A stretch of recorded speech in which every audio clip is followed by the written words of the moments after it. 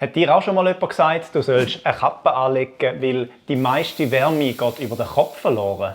4. Stock. Und vielleicht hörst du den Spruch jetzt schon bald wieder, wenn du im Winter ohne Kappe rumlaufst. Aber weißt du was? Es ist im Fall ein Mythos, dass du über den Kopf mehr Wärme verlierst als über andere Körperteile. Tatsächlich ist es ganz einfach so, dass jeder Körperteil Wärme verliert, proportional zu seiner Oberfläche. Hinzu kommt noch, dass die Körperstellen, die besonders weit weg sind vom Rumpf, also unsere Finger oder unsere Zehen, besonders schnell auskühlen. Das passiert, weil der Körper die Wärme im Rumpf behalten, um unsere lebenswichtigen Organe zu schützen.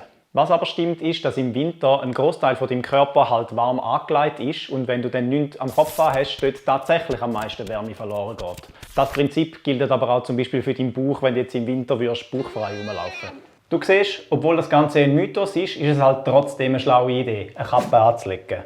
Aber leg dich doch einfach so an, dass du nicht frierst, weil so kompliziert ist das auch wieder nicht. Wenn du warm angelegt bist und trotzdem frierst, dann hilft es kurzfristig, wenn du dich bewegst oder langfristig, wenn du deine Durchblutung förderst. Für das kannst du zum Beispiel beim Duschen warmes und kaltes Wasser abwechseln. Und was machst du, wenn du kalt hast? Schreib es uns in die Kommentare.